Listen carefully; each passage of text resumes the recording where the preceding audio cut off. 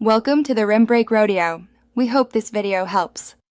You start by getting every prerequisite right. Pick the phone or hotspot with the best cellular radio and enable 5 GHz hotspot mode if it's supported.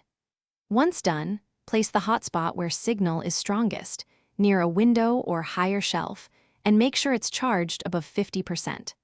Close battery-draining apps and disable automatic backups so the modem dedicates bandwidth to clients. These first actions reduce contention and set the stage for the deeper tuning steps that follow. Now you dig into radio settings to extract speed. Switch the hotspot to 5 GHz and choose a wider channel width, 40 to 80 MHz, to increase throughput.